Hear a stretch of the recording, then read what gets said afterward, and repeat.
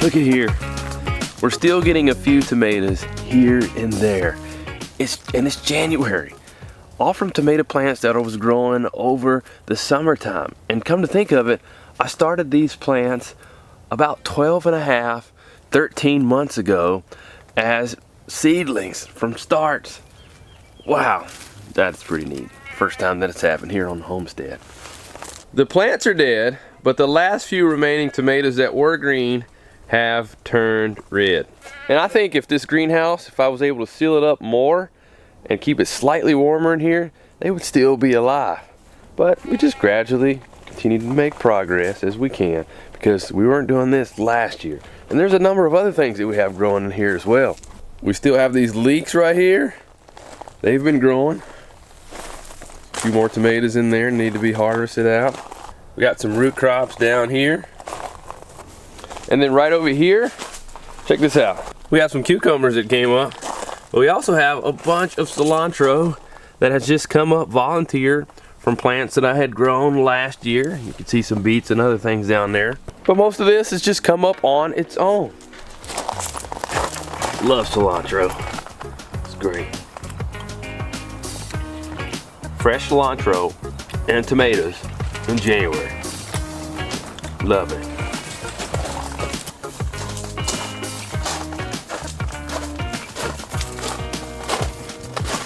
Set these here for now.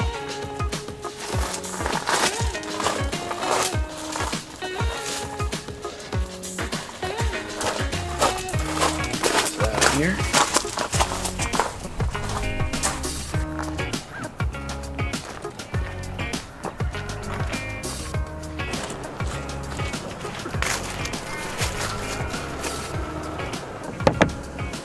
For a few weeks now, I've been storing and drying this wood in our greenhouse. I also have a number of other pieces up at the high tunnel that we've been storing and drying out as well. And all this is recycled wood that we're recycling and reusing again.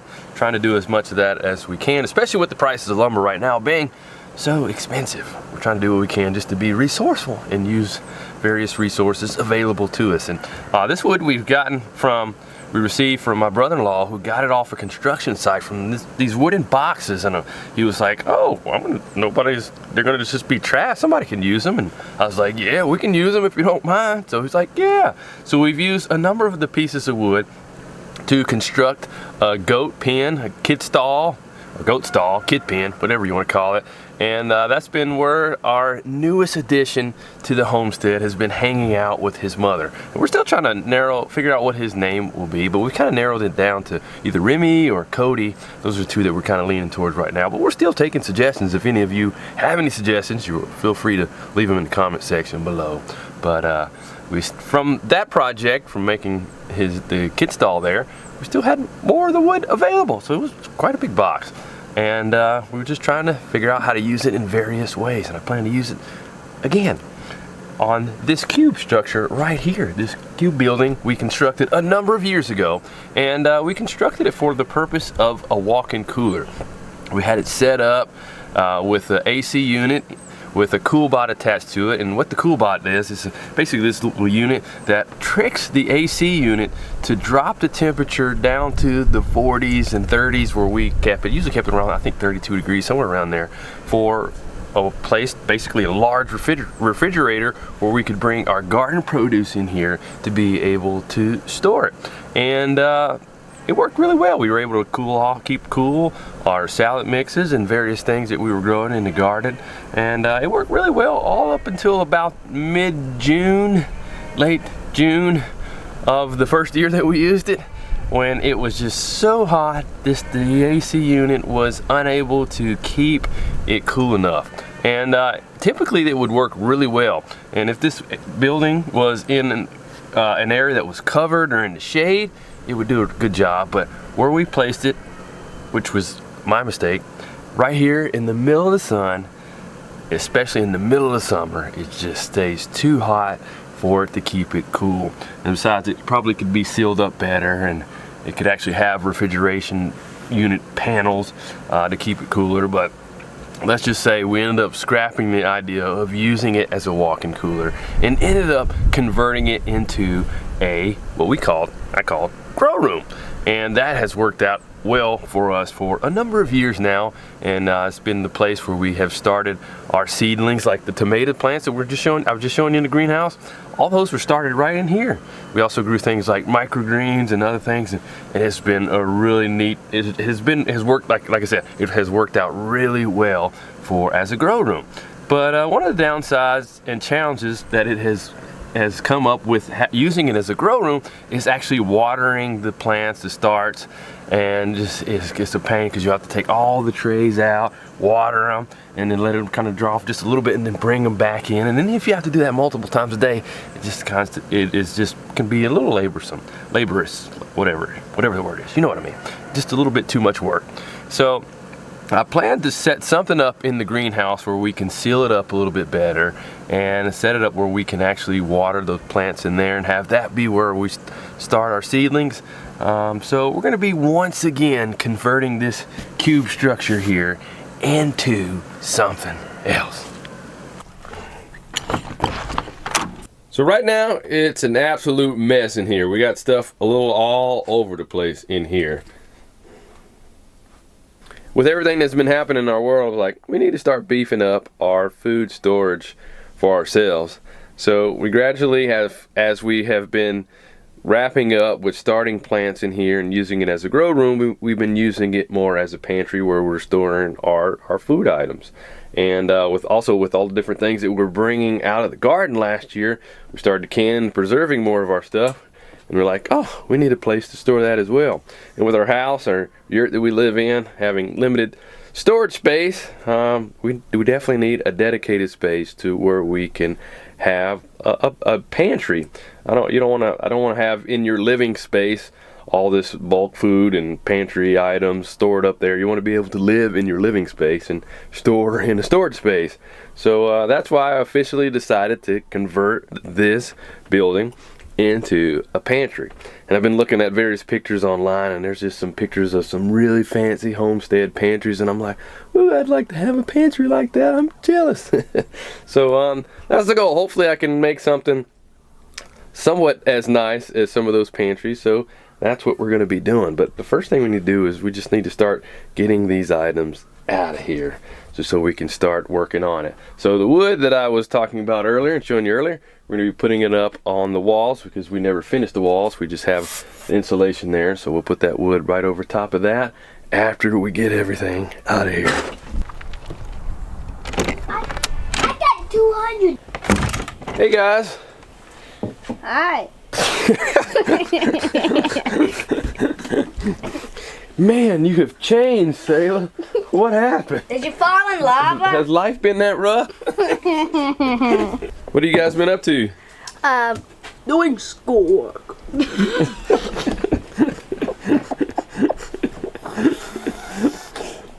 They've been taking the cat test. So North Carolina requires that you have to take a test every year, so they're taking a cat test. Having fun? Mm-hmm. You like testing? Mm-hmm. I didn't. Look at Darth Vader. Neither did I. I think you got a problem now there, Vader. What's my problem? Are you guys almost at a point where you could help me out with something? Yeah. Yep.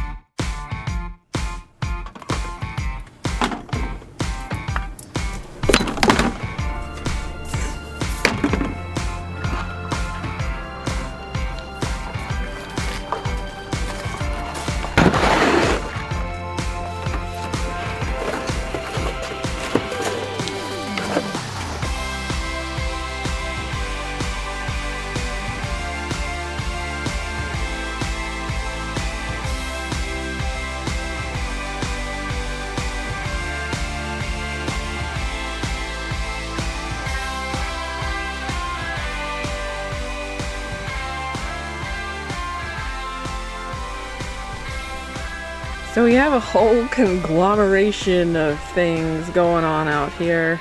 When 2020 hit and, you know, a lot of people were worried about grocery stores not having a lot of what you need, I started stocking stuff up. You know, I would buy a little extra each time I went to the grocery store just to make sure. And then I started buying from Azure. In Azure, you can buy a lot of things in bulk, which I like to do because it normally cuts down the price and you can find a better quality product for cheaper than you normally would. So I really like that. So I have some stuff from Azure and things I had never bought before, like calcium hydroxide.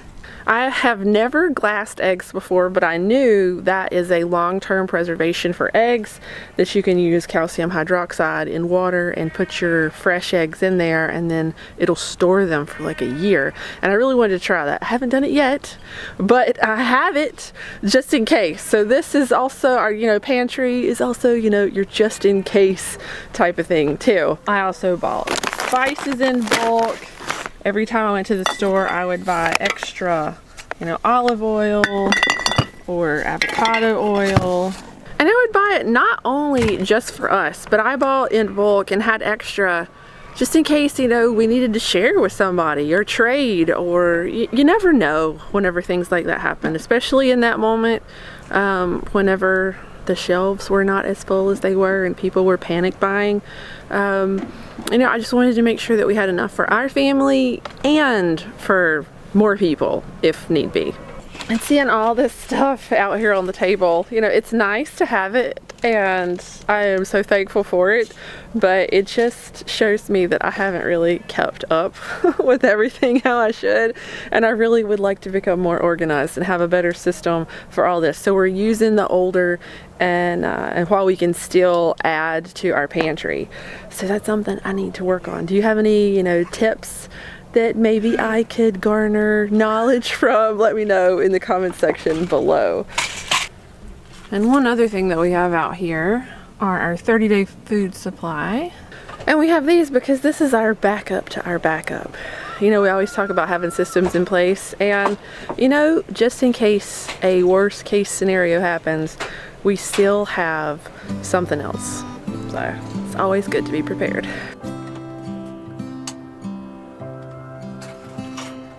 Never thought that I would be traveling this road.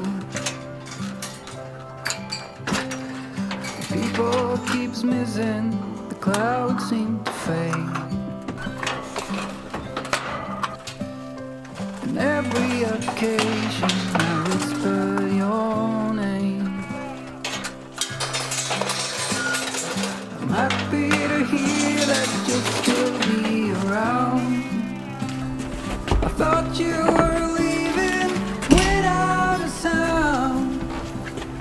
In my little world, you are both pros and cons. It's hard to admit when you feel you don't belong. So tell me, are you still in there? As beautiful as you. Here's some more of our wood here. Before we take it on over, let's check on the little guy over here, and Mama too. Oh, and Sayla too. So how's Remy doing? Or is it Cody? He's doing good. He's just hanging out there? Yep. Has he been jumping around on the hay bales like it was before, like a Ninja Warrior? He was asleep over there in the corner. Oh. How's Mama doing there? Her name's actually Libby.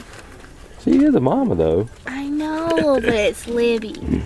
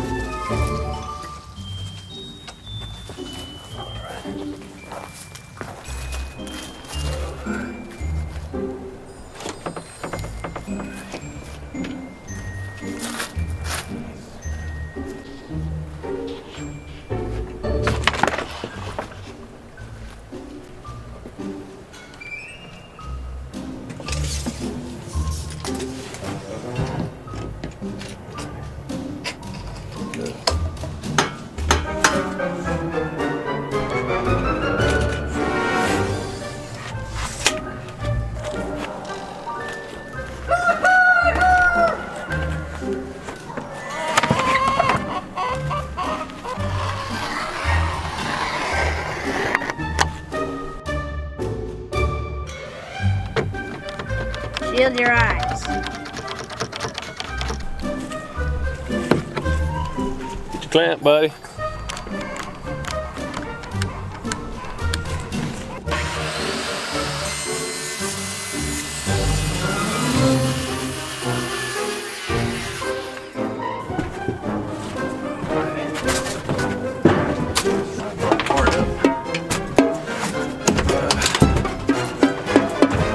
Alright, I need a screw.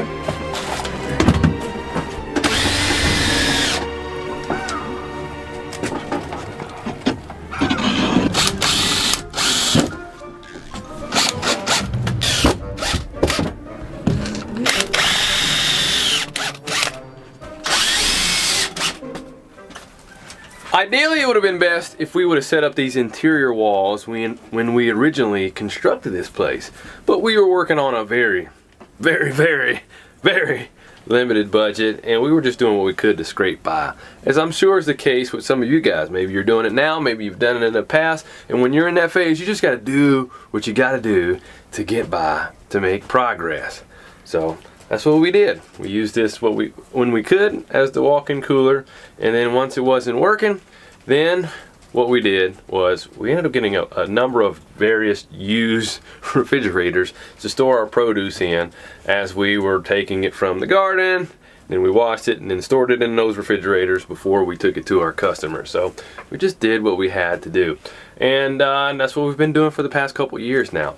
We did get a walk-in cooler, a used commercial walk-in cooler that we set up about 2 years ago or so, and didn't have a budget to get the actual AC units to refrigerate it, and actually has a freezer section and a refrigerator section. So over the past 2 years or so, we've been just trying to save so that way we can go ahead and get that. And then just last February, I believe it was, we actually ordered those units, and we just got them about a year later. It's just the way things have been with everything that's going on in the world. We just got those units, and we look forward to setting up that official walk-in cooler hopefully here really soon. Now that we have those units with the walk-in cooler that we've had set up for 2 years now, I look forward to actually using the thing. So looking forward to that. When the morning's standing at your door, brighter than all mornings come before. Don't be late, my Watch out for your nail. life won't wait. You guys got all of them? Like this. Yep, that's good. Wait, You got screws ready? me too. I got it. Okay, there's that. Screw. Thank you, sir.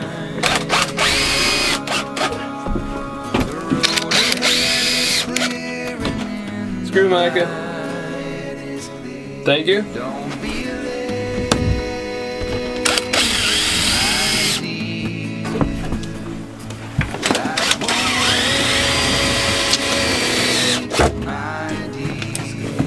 There. 2.5 feet. Exact measurement. 2.5 feet.